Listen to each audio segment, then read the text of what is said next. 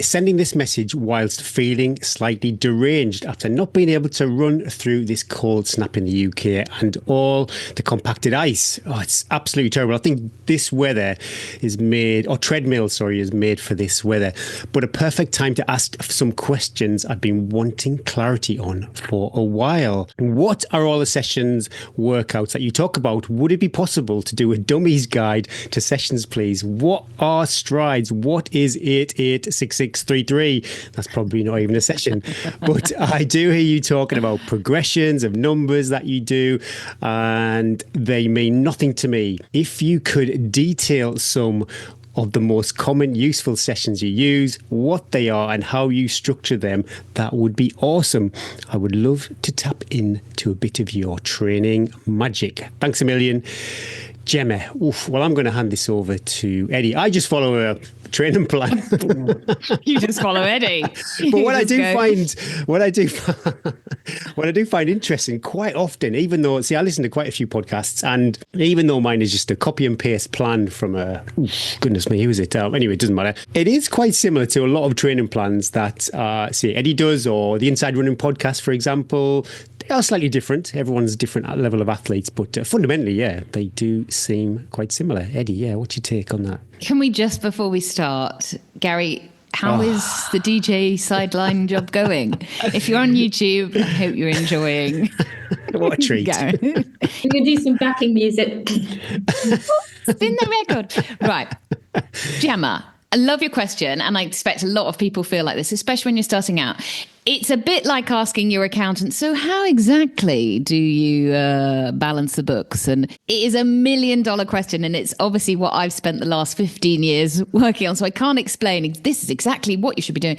And of course, it's very individual as well. But there's a couple of shall we talk about key ingredients that go into, like, even if you're a beginner runner, that you can start implementing into a training plan. And it kind of sounds maybe like, if you haven't done any sessions yet, this is maybe where you are in your running journey. Shall we start with strides? Envisage this, Gemma. The way I describe strides, this isn't an exact science, but it sort of gives you a little bit of idea. I want you to imagine you're in the Olympics and you're about to do the long jump. You look sensational in your two-piece lycra and you're getting the arms going, yeah, yeah, yeah.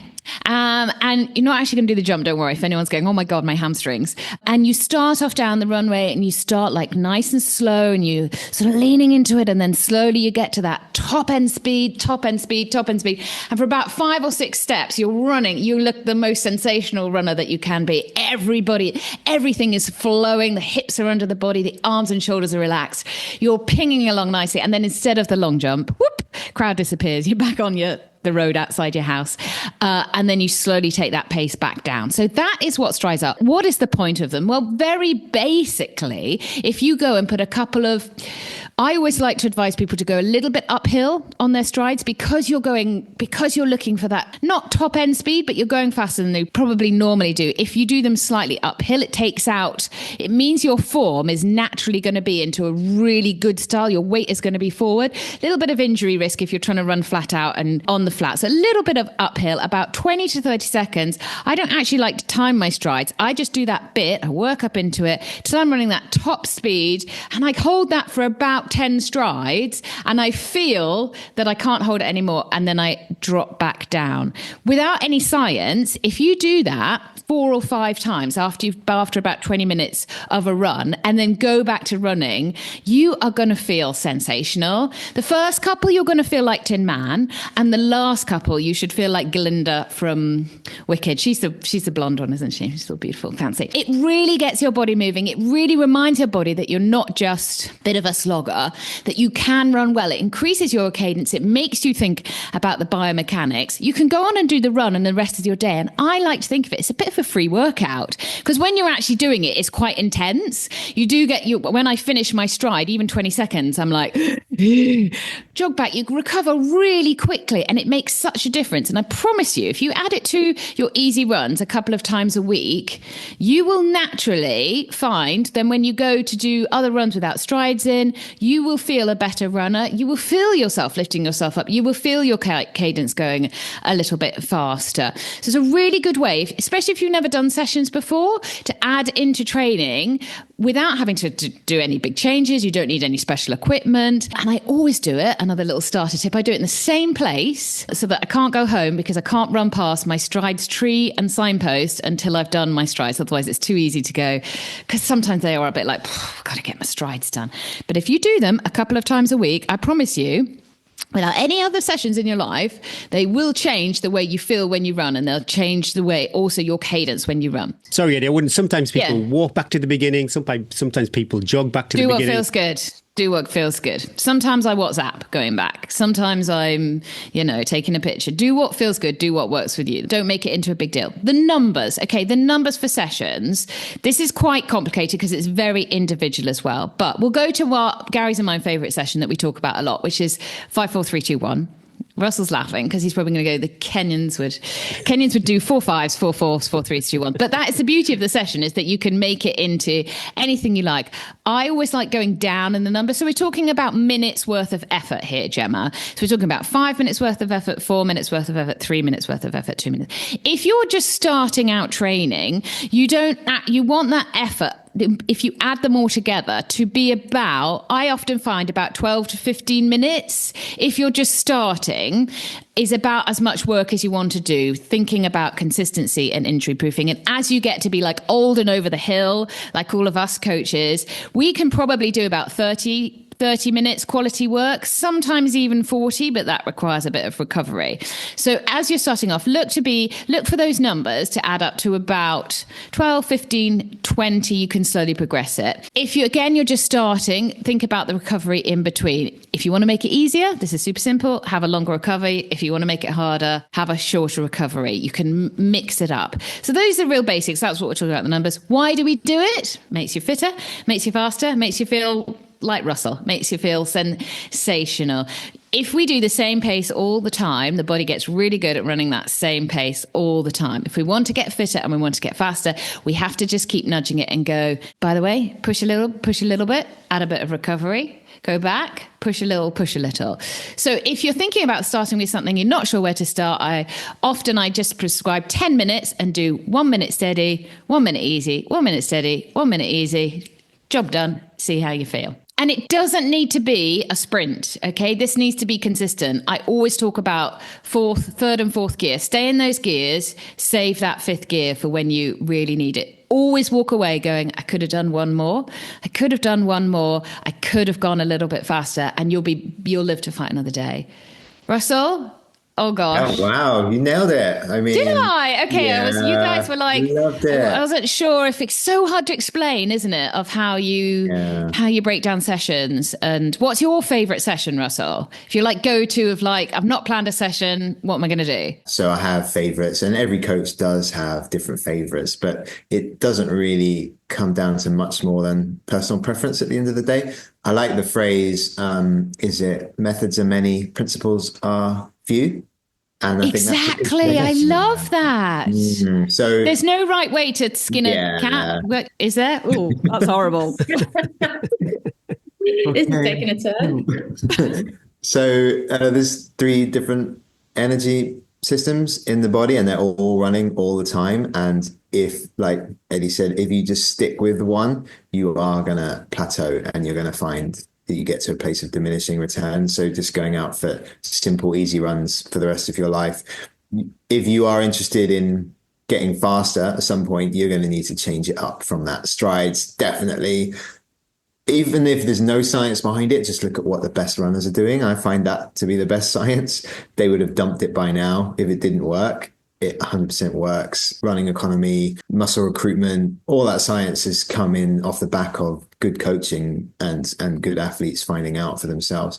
My favorite interval session, and intervals just means running for a set period of time and then stopping and having a break. Even that has got variations like fartlek, where you don't actually stop, but you keep jogging. So my favorite is 5 times 3 minutes with a 3-minute rest. It's really, really simple. It's great at hitting what is called your VO2 max, or some people call it critical velocity. There's loads of different names for it, but it's hard work. Like, really out of breath, feel sick. That's what I call You're it. going to be feeling that lactate burn in the muscles. Then it improves your cruising pace and it lifts your ceiling and your ability to deliver oxygen to your muscles, which in real world terms just means you're going to be able to run faster. So that's a really good one to try out. 5 times 3 minutes with a 3-minute rest. And I get my athletes to circle back to that once every month, once every 6 weeks, and just check where they are on it. Is this working? Am I getting fitter? Can I go further in those 3 minutes? Is it feeling easier, or is this not working? Do I need to change something? That's a really good PAR session to look at.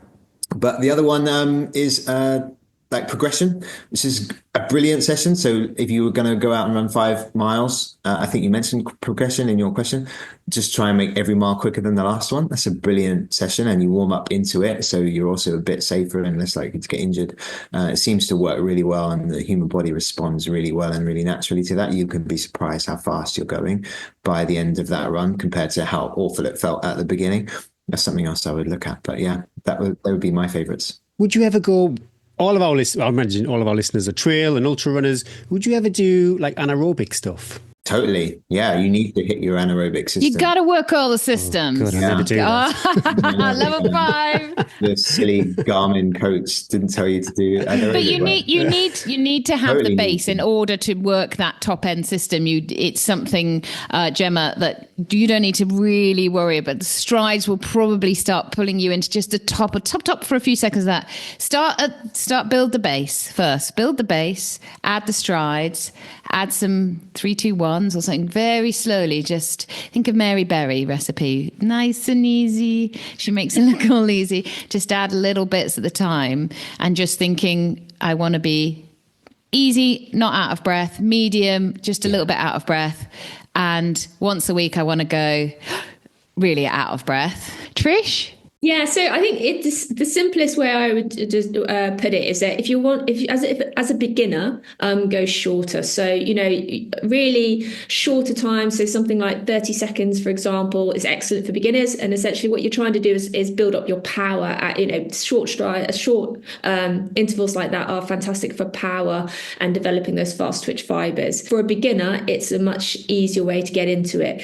The other thing to think about intervals is shorter is power focused, longer. So if you're doing something like 3-4 minutes, then that's you're looking more endurance. So endurance, trying to hold that intensity level, and it's training different systems. But as a beginner, you should be looking at doing something like 30 seconds, really. Maybe try 6 at first, depending on where you are, 6 times 30 seconds, or something like 1 minute intensity at high intensity. So something like an 8 out of 10. And again, start off, hills would be fantastic for that. So something like 6 times 1 minute on hills with 2 minutes recovery. That would be a good place to start. But again, it really does depend on where you are in your journey. I would always focus on effort, not heart rate. Work on your own effort level, RPE, rate of perceived exertion. And I generally do about 2 sessions a week. One will be a shorter one that's focused on power, so something like 30 seconds again. And then the second session is a longer one where I'm trying to develop, and like Russell talked about,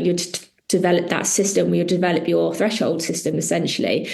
So you're trying to be able to elevate your slower running pace by being able to hold a faster pace for longer. You've got to have a difference in them. You can't just do the same thing again and again. There has to be a difference in the sessions that you're doing. The other thing, the key thing I'd say about strides and why I think they're so fantastic is because they're a great way to recruit muscle fiber. There's a lot of good evidence for strides in terms of scientific evidence out there in terms of its ability to the adaptations it changes on the musculoskeletal system, which is really, really important. And we don't look into that enough. But also, particularly on the central nervous system, which we know now has a huge impact in terms of how we utilize our body, and particularly as runners. So that's a really key one. Regardless of that, put all that to one side. Strides, bottom line, is they're a great way to do faster running with minimal impact in terms of injury. They have a really low impact on the body. So you get really great gains, but with low stress, and that's the key thing. And they really entertain your neighbours as well, because if you do them in the same every time, and then your neighbours think you're really fast because they just see you sprinting up and down that short bit of road, and they're like, I trigger the neighbour's dog every time I run past his house. The dog goes crazy. But the key thing with all intervals, again, is that they are hard. They're really hard. You might be doing like a 9 out of 10, but you never want to be destroying yourself. You never want to be going into that pain cave, okay? Because you need to be able to do these kind of sessions week after week, and you need to be able to recover from them. So they want to feel hard and horrible, but you don't want to be on death's door. That's my take on it. Don't beat the workout. Be the workout. Don't be the workout. So when you do the strides, the way I understand the strides are like how you described it, Eddie, like the long jump. I never sprint the strides. No. You shouldn't be sprinting. It should be like controlled. Yeah. I try and think of like 5K pace, but realistically, I can hit about a 5:30-minute mile pace at my top end for my strides. And I'm like, that's not my 5K pace as much as I'd like it to be.